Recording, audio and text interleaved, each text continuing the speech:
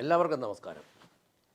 ഈ new generation യുവാക്കൾക്ക് ഞാൻ മനസ്സിലാക്കുന്നത് അവർക്ക് വലിയ കാര്യമായ മതവിശ്വാസമൊന്നുമില്ല. ഞാനിത് പറയുന്നത് ഞാൻ ഈ കഴിഞ്ഞ ദിവസങ്ങളിൽ ഞാനൊരു 3 ചെറുപ്പക്കാർ പിള്ളേരുമായിട്ട് സംസാരിച്ചു. മാതാപിതാക്കൾ മതത്തിലായതുകൊണ്ട് അവർ മതത്തിലുണ്ടെന്നുള്ളതല്ലാതെ അവർ അന്തം മതവിശ്വാസികളൊന്നുമല്ല. മതം വേണം, കാര്യങ്ങളൊക്കെ നടക്കണം എന്നുള്ളതിനപ്പുറത്ത് അവരൊരു അന്തം മതവിശ്വാസികളെ അല്ല. അവരുടെ നോട്ടം നിലനിൽക്കാൻ എന്തുണ്ട്, എങ്ങനെ നിലനിൽക്കും എന്നുള്ളത് അവരുടെ നോട്ടം. ഞാൻ ഈ ചെറുപ്പക്കാർ പിള്ളേരുടെ ഒരു ചിന്താഗതി, ഒരു 35 വയസ്സിന് താഴോട്ടുള്ളവരുടെ ഒരു ചിന്താഗതിയാണ് പറയുന്നത്. നമുക്കെങ്ങനെ നിലനിൽക്കാം, അവരുടെ നോട്ടം അവിടെയാണ്. അതുകൊണ്ടാണ് അവരിൽ നല്ലൊരു ശതമാനവും എങ്ങനെയെങ്കിലും നിലനിൽക്കാൻ സാധ്യതയില്ലാത്ത ഈ നാട്ടിൽ നിന്ന് രക്ഷപ്പെട്ട് വിദേശത്ത് പോകണമെന്ന് ചിന്തിക്കുന്നത്. ഇപ്പം നോക്കിക്കുക, ചെറുപ്പക്കാർ പിള്ളേർ ഒരു 15 വയസ്സിന് മുകളിലോട്ടുള്ള പിള്ളേർക്ക് അവർക്ക് ആ പ്ലസ് ടു കഴിയുമ്പോഴത്തേനും എങ്ങനെയെങ്കിലും ഇവിടുന്ന് രക്ഷപ്പെട്ടാൽ മതി എന്നുള്ളതാണ്. ലോകം മുഴുവൻ നടക്കുന്ന കാര്യങ്ങൾ ഈ യുവതലമുറയ്ക്ക് അറിയാം. ഇന്ത്യയിൽ മറ്റ് സംസ്ഥാനങ്ങളിലെ വികസനവും കേരളത്തിനകത്തുള്ള സാഹചര്യങ്ങളും ലോകം മുഴുവനുള്ള ജനത്തിൻ്റെ അവസ്ഥകളും ഇന്ത്യയിലെ യുവാക്കൾക്കറിയാം, പ്രത്യേകിച്ച് കേരളത്തിലെ യുവാക്കൾക്കറിയാം. കാര്യങ്ങൾ അറിയത്തില്ലാത്തത്, ലോകം മുഴുവൻ നടക്കുന്ന കാര്യങ്ങൾ യഥാർത്ഥത്തിൽ അറിയത്തില്ലാത്തത് ഇവിടുത്തെ മരങ്ങോടന്മാരായ രാഷ്ട്രീയക്കാർക്കും കുറേ ഓഞ്ഞ ഉദ്യോഗസ്ഥന്മാർക്കും ഇത് മനസ്സിലാകാത്തത്. ലോകം മുഴുവൻ നടക്കുന്ന കാര്യങ്ങൾ ഇവിടുത്തെ ചെറുപ്പക്കാർക്ക് അറിയാം. ഈ യുവജനങ്ങളുടെ അടുത്തോട്ടായി നാറിയ പീഡന കേസ, ഈ പെണ്ണ് കേസ്, ചീഞ്ഞ കേസുകൾ, 50-60 വയസ്സുള്ളവൻ ചെറ്റ പൊക്കാൻ പോയ ചരിത്രം ഓരോ ദിവസവും ഇങ്ങോട്ട് അടിച്ചു വിടുന്നു. ഒന്നാമത് ഈ രാഷ്ട്രീയക്കാർ ഒറ്റ ഒരെണ്ണത്തിലെ പിള്ളേർക്ക് ഇഷ്ടമല്ല. അതിൻ്റെ കൂട്ടത്തിലായി ചീഞ്ഞളിഞ്ഞ് പീഡന കേസ് എന്നും അടിച്ചു വിടുന്നത്. ആ ചെറുപ്പക്കാർ പറയാം, ഞങ്ങൾക്ക് ഇതിനകത്തൊന്നും ഒരു താല്പര്യമൊന്നുമില്ല. പിന്നെ ആർക്കാ താല്പര്യമുള്ളത്? പൊങ്ങുകല്ലാത്ത കുറേ ആളുകൾക്ക്. ഈയിടെ കണ്ടു, ഒരു തമിഴിൽ കൊടുത്തിരിക്കുക, പള്ളിമേടയിലെ ദൃശ്യങ്ങൾ ക്യാമറയിൽ പതിഞ്ഞപ്പോൾ ലക്ഷക്കണക്കിന് ആളുകളാണ് വീഡിയോ കണ്ടത്. ആ ഒറ്റ തപ്പനയില്ല, പള്ളിമേടയുടെ ദൃശ്യങ്ങൾ ക്യാമറയിൽ പതിഞ്ഞപ്പോൾ ആൾക്കാർ ഇങ്ങനെ ഇരിക്കുക, പള്ളിമേടയിൽ എന്നാ നടക്കുന്നതെന്നറിയാൻ. പൊങ്ങുകല്ലാത്തവന്മാരാ. എന്നിട്ടോ അവസാനം എന്നാ, ഒരു പള്ളിയിലച്ചൻ പള്ളിമുറിയിലോട്ട് കയറി വന്നു. ആ വാഷ് ബേസിൻ്റെ അടുത്ത് പോയി കൈ കഴുകി, മുഖം കഴുകി, ടവലെല്ലാം തൂത്തു, വന്നിരുന്ന് ഒരു ചായ കുടിച്ചു. 3-4 മിനിറ്റ് ഇങ്ങനെ കണ്ണും വിഴിച്ച് ചിന്തിച്ചിരുന്നത് ഒന്നുമില്ലെന്നായിപ്പോയി. ചില വീഡിയോകളിലൊക്കെ തപ്പനയിൽ കാണുമ്പോൾ കഥക് തുറന്നപ്പോൾ കണ്ടത്, പിന്നെ ആൾക്കാരിങ്ങനെ കണ്ണും മുടിച്ചിരിക്കുക. കഥക് തുറന്നപ്പോൾ എന്നാ കാണുന്നത്? കാണരുതാത്ത കാഴ്ച. എന്നതാ, ഏതാണ്ട് പണിയെടുക്കേണ്ട സമയത്ത് അവിടെ കണ്ട് കിടന്നുറങ്ങിയതാണ്. ഇത് കൂട്ട് തെണ്ടിത്തരങ്ങൾ, ഇത് കൂട്ട് പെണ്ണ് കേസുകൾ, ഇത് കൂട്ട് അളിവിളി കേസുകൾ. ഇപ്പം നോക്കിയ കേരള രാഷ്ട്രീയത്തിൽ ഓരോ ദിവസവും ഇത് കൂട്ട് ഗതികെട്ട കേസുകളാണ് വരുന്നത്. അവരാരേലും എന്നതേലും കാണിക്കട്ടെ, അതിന് ഇവിടുത്തെ ജനം എന്നാ വേണം? ഇതിപ്പോൾ കൊടുക്കാൻ ഒരു പെണ്ണും മേടിക്കാൻ ഒരാണും തയ്യാറാണെങ്കിൽ നാട്ടുകാർക്ക് എന്നാ കുഴപ്പം? അതിൻ്റെ വീഡിയോ പൊക്കിയെടുത്ത് ചിലത് അവരുടെ പാർട്ടിക്കാർ തന്നെ, ചിലത് എതിർ പാർട്ടിക്കാർ തന്നെ, ഇത് മുഴുവൻ നാട്ടിലേക്ക് വിട്ട് ഇത് മാർക്കറ്റ് ചെയ്യാൻ കുറേ അളിഞ്ഞ മാധ്യമങ്ങളും. ഇവിടുത്തെ യുവാക്കൾ ഇത് മടുത്തെന്ന് അവർ പറയുന്നത്. ഞങ്ങൾക്കിത് കാണണ്ട, ഞങ്ങൾക്കിത് കേൾക്കണ്ട. ലോകോത്തര റോഡുകൾ കണ്ട കുഞ്ഞുങ്ങൾ, കണ്ണാടി പോലെ കിടക്കുന്ന റോഡുകൾ കണ്ടിട്ട് ഇവിടെ കിടന്ന് ഈ ഓഫ് റോഡ് ഇങ്ങനെ കിടക്കുന്ന കുഴി നിറഞ്ഞ റോഡുകൾ കാണുമ്പോൾ പിള്ളേർക്ക് അത്ഭുതമൊന്നുമില്ല. ആ കുട്ടി അമേരിക്കയിൽ നിന്ന് വന്നപ്പോൾ ആ കുട്ടി ഇവിടുത്തെ റോഡ് കണ്ടപ്പോൾ ആ കുട്ടി അത്ഭുതപ്പെട്ടു പോയി. എന്നെ അത്ഭുതപ്പെട്ടു പോയി. അമേരിക്ക നടക്കുന്ന കുട്ടി ഇവിടെ വന്നിട്ട് ഇവിടുത്തെ ഈ കുഴി കണ്ടാൽ എവിടെ അത്ഭുതപ്പെടാനാ? ഇപ്പോൾ അത്ഭുതപ്പെട്ടതല്ല, ഇടിഞ്ഞു വീണില്ലേ? അവിടെ വിദേശത്ത് കുട്ടികൾ ഈ സൈക്കിളിലും ട്രെയിനിലും ഒക്കെ പോകുന്ന പ്രധാനമന്ത്രിയെയും പ്രസിഡന്റിനെയും മന്ത്രിമാരെയും കണ്ടിട്ട് ഇങ്ങോട്ട് വരുന്നത്. അവിടെ അതല്ല, സേവകരാ. ഈ സന്തോഷ് ജോർജ് കുളങ്ങര തന്നെ പറഞ്ഞു, റോഡിലെങ്ങാണ്ട് നിൽക്കുമ്പോൾ അവിടുത്തെ പ്രധാനമന്ത്രി വന്ന് ഇദ്ദേഹത്തിൻ്റെ തോളിൽ തട്ടിട്ട് അങ്ങോട്ട് പോയി. അപ്പോൾ അദ്ദേഹം ചോദിച്ചു, ഇത് ആരാന്ന് ചോദിച്ചപ്പോൾ അവിടെ നിൽക്കുക, അത് ഇവിടുത്തെ പ്രധാനമന്ത്രിയാണ്. അവിടെ സേവകരാ, ഇവിടെ രാജാക്കന്മാരാ. രാജാക്കന്മാർ വരുന്ന കണ്ടിട്ടില്ലേ? 10-40 വണ്ടിയുടെ ആകമ്പടിയിൽ ഇങ്ങ് വരികല്ലേ. ഇതെന്നാന്ന് ചോദിച്ചാലേ, ഈ തൂറാത്തവൻ തൂറുമ്പോൾ തീട്ടം കൊണ്ട് ആറാട്ടെന്ന് കേട്ടിട്ടില്ലേ എന്ന് പറഞ്ഞ പോലെയാ.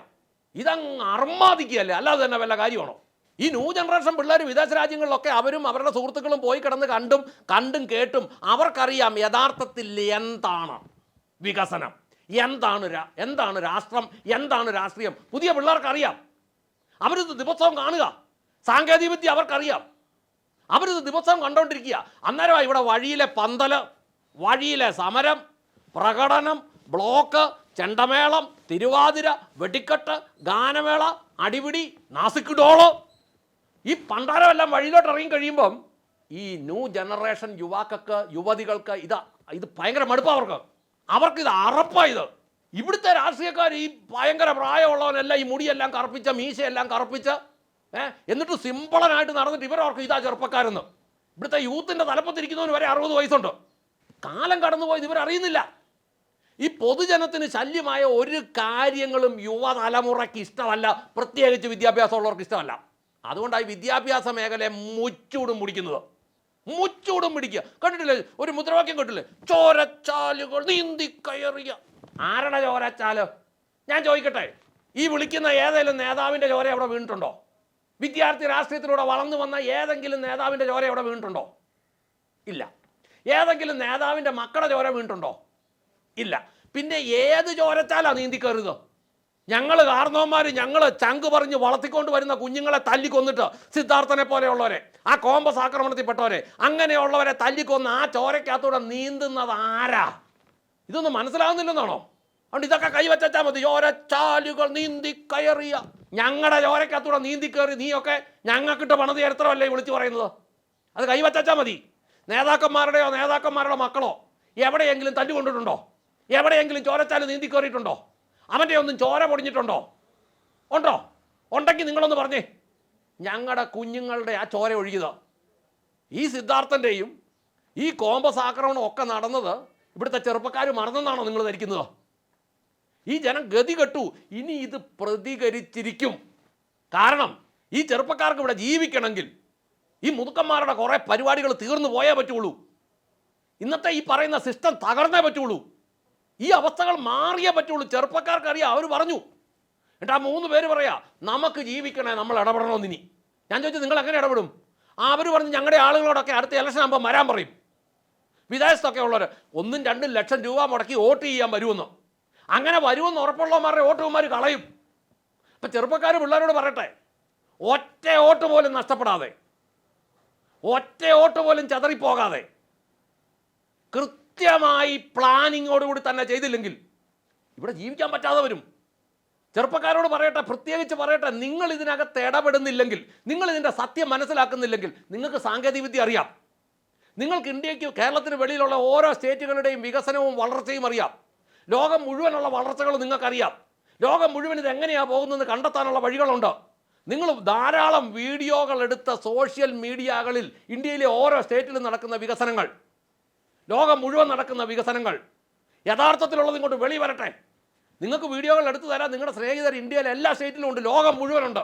അവരെ ബന്ധപ്പെട്ടിട്ട് ഓരോ സ്ഥലത്തുമുള്ള ഓരോ കാര്യങ്ങൾ ഇങ്ങോട്ട് എടുത്തിട്ട് അവിടെ അത് എങ്ങനെ ചെയ്യുന്നു, അതിന് എന്നാ തുക വരുന്നു, എന്താണ് അതിൻ്റെ സ്റ്റാൻഡേർഡ്, എന്താണ് അതിൻ്റെ മാനദണ്ഡം, അങ്ങനെയുള്ള വിവരങ്ങൾ ഇവിടേക്ക് കൊണ്ടുവരണം. ഈ പൊട്ടക്കിണറ്റി കിടക്കുന്ന തവളകൾ, കാണിച്ചു വെക്കുന്ന വൃത്തികേടുകൾ അംഗീകരിച്ചു കൊടുക്കരുത്. ഞണ്ടിനെ പിടിച്ച് പാത്രത്തിലിടുന്ന പോലെ അവന്മാർ ഒരുത്തനോട്ട് കയറി പോകുകയില്ല, വേറൊരുത്തൻ പോകാൻ സമ്മതിക്കുകയില്ല. ഇങ്ങനെയുള്ള തട്ടിപ്പുകൾ പൊളിക്കാൻ ചെറുപ്പക്കാർ ധാരാളമായിട്ട് മുന്നോട്ട് വന്നേ മതിയാവൂ. നിങ്ങളത് പ്രവർത്തിക്കണം. അത് നിങ്ങളുടെ ഉത്തരവാദിത്തമാണ്. അത് നിങ്ങൾ ഈ നാടിനോട് ചെയ്യുന്ന ഒരു സേവനമാണ്. നിങ്ങളുടെ ഒരു 10% സമയം നിങ്ങൾ ഇതിനു വേണ്ടി മാറ്റിവെക്കണം. അത് കൃത്യമായി നടപ്പാക്കണം. സോഷ്യൽ മീഡിയ നിങ്ങൾക്ക് കൈകാര്യം ചെയ്യാൻ അറിയാവുന്നത്.